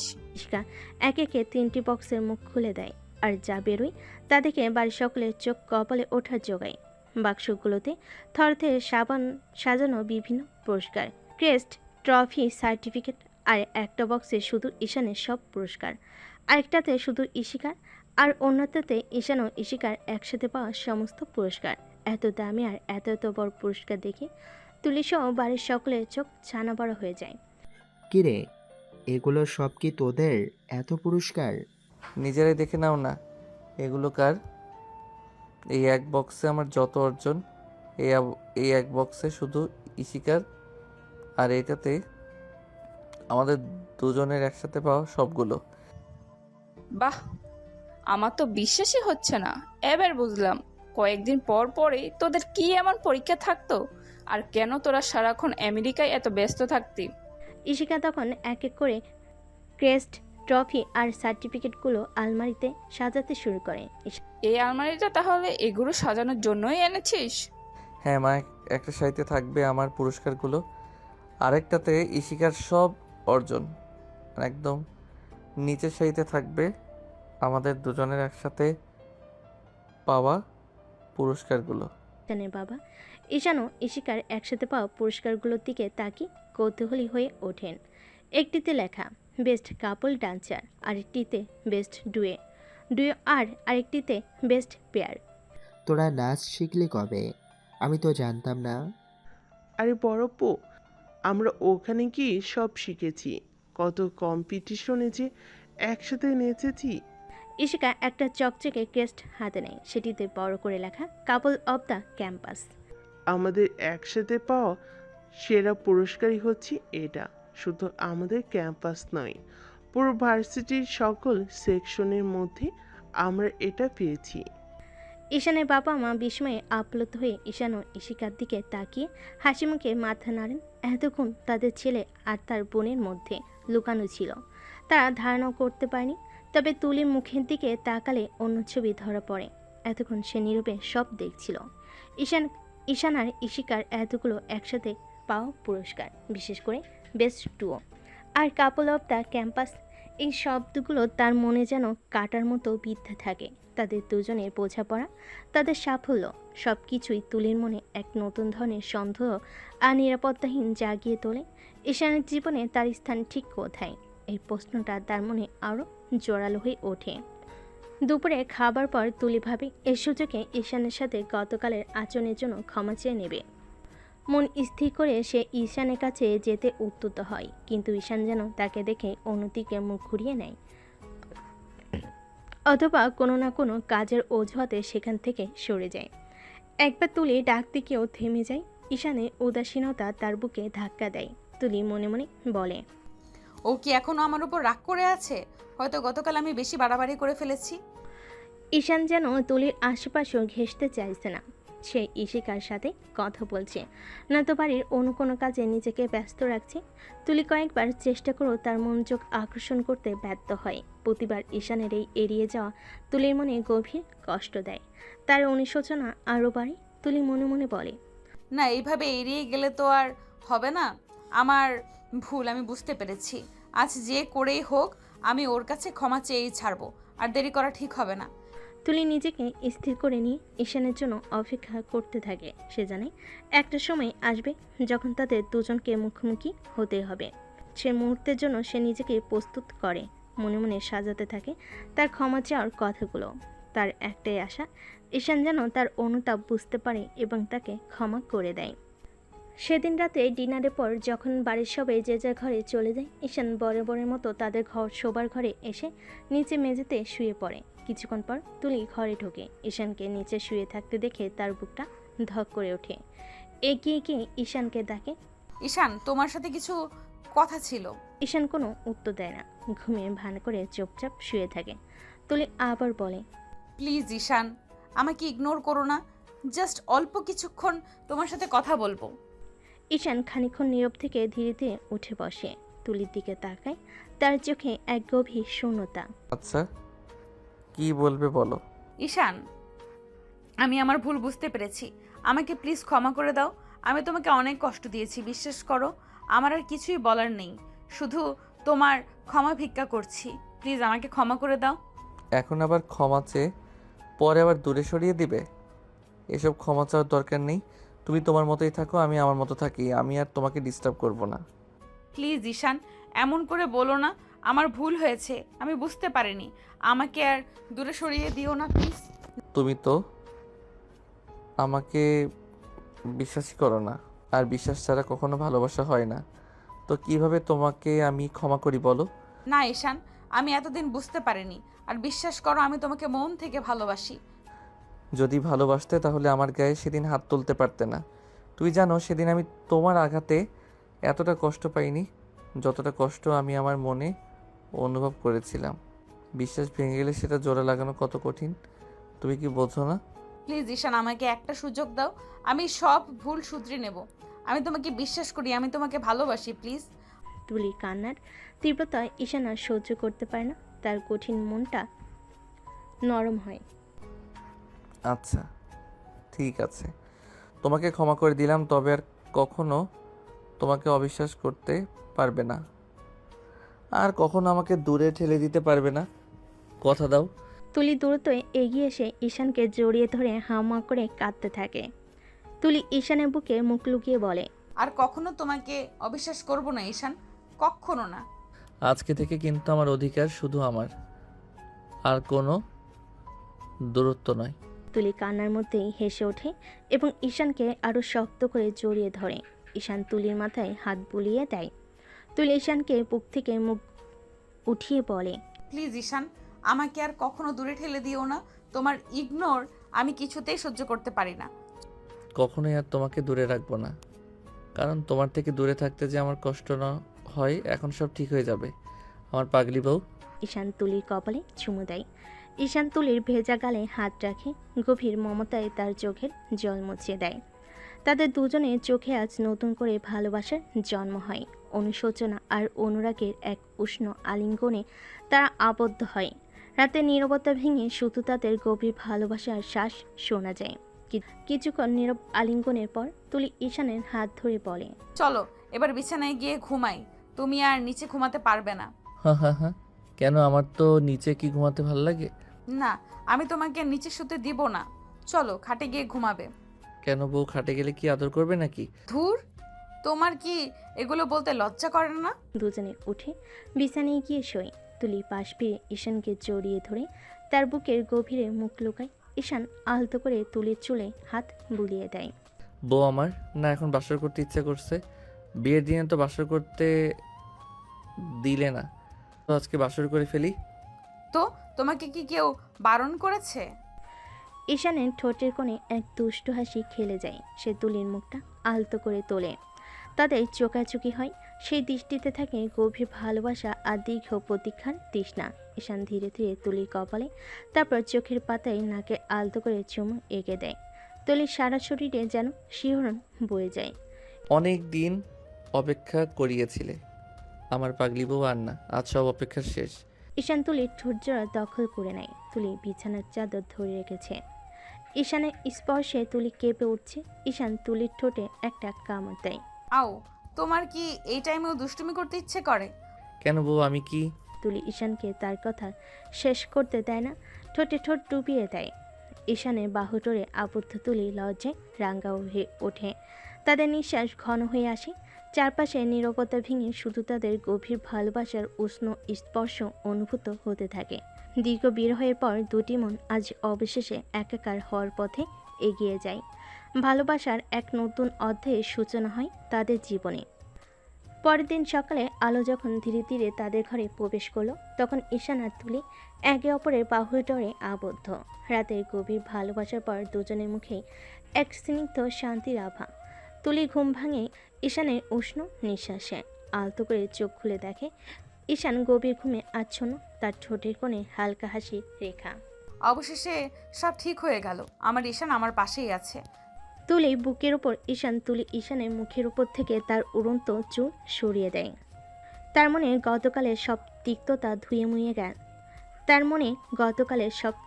ধুয়ে মুছে গেছে। এখন শুধুই এক গভীর ভালোবাসা আর কৃতজ্ঞতা।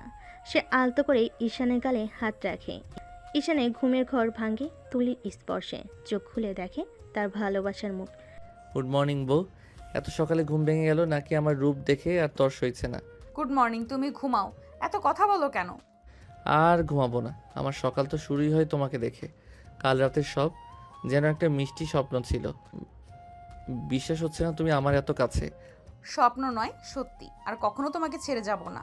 আর কখনো যেও না। তুমি আমার জীবন, আমার হৃদয়ের সবটুকু জুড়ে শুধু তুমি। ঈশান তুলিকে আরও কাছে টেনে নেয়। তাদের চোখে আজ নতুন দিনের আলো, নতুন করে ভালোবাসার অঙ্গীকার। নীরবতা ভেঙে শুধু তাদের গভীর ভালোবাসার উষ্ণ শ্বাস শোনা যায়। বাইরের পাখির কলতান যেন তাদের ভালোবাসার গান গাইছে। দীর্ঘ প্রতীক্ষার পর তাদের সকাল হলো ভালোবাসার রঙে রাঙ্গানো। ঈশান তুলির কানে কাছে বলে, জানো তো, এখন মনে হচ্ছে আমাদের বাসর রাতটা কালকেই হওয়া উচিত ছিল। উফ, তুমিও না, এগুলো না বলে ঘুমাও। না, আমার তো আর ঘুমাতে ইচ্ছে করছে না। তাহলে কি ইচ্ছে করছে? আমার তো এখন আবার বাসর করতে ইচ্ছে করছে। তুমি চুপ করবে? আমার বুঝি লজ্জা করে না? কেন, আমার কি একটু অধিকার নেই আমার বউকে ভালোবাসার? অধিকার তো অবশ্যই আছে। ঈশান আলতো করে তুলির ঠোঁটে তার ঠোঁট স্পর্শ করে। তাদের প্রথম সকাল শুরু হয় গভীর ভালোবাসার এক মিষ্টি আলিঙ্গনে। অবশেষে ভালোবাসার জয় হলো ঈশান আর তুলির জীবনে। ভুল বোঝাবুঝি আধার পেরিয়ে তারা খুঁজে পেল একে অপরের উষ্ণ আলিঙ্গন। বিশ্বাস আর অনুতাপের মেলবন্ধনে রচিত হলো তাদের নতুন পথ চলা। এই গল্প শেখায় ভালোবাসায় ধৈর্য ধরলে এবং বিশ্বাস রাখলে সব বাধাই তুচ্ছ। এমনকি অনিচ্ছাকৃত সম্পর্কেও ভালোবাসায় জন্ম নিতে পারে যদি হৃদয় দিয়ে অনুভব করা যায়। ঈশান আর তুলির নবযাত্রা ভালোবাসার এক উজ্জ্বল দৃষ্টান্ত। এই গল্পের শিক্ষা সম্পর্কে ভুল বোঝাবুঝি আসা স্বাভাবিক, তবে বিশ্বাস ও ক্ষমার মাধ্যমেই তা দূর করা যায়। ভালোবাসার স্পর্শে কঠিন পরিস্থিতিও সুন্দর হয়ে ওঠে। প্রয়োজন শুধু একে অপরের প্রতি শ্রদ্ধাশীল থাকা। তো দর্শক, আজকের গল্পটি থেকে এখানেই বিদায় নিচ্ছি। আর অপেক্ষা করুন পরবর্তী ভালোবাসার গল্পের জন্য। সেই পর্যন্ত ভালো থাকবেন এবং লাইক, কমেন্ট, শেয়ার করে আমাদের সাথেই থাকুন। আর নতুনরা কিন্তু সাবস্ক্রাইব করতে ভুলবেন না। আল্লাহ হাফেজ।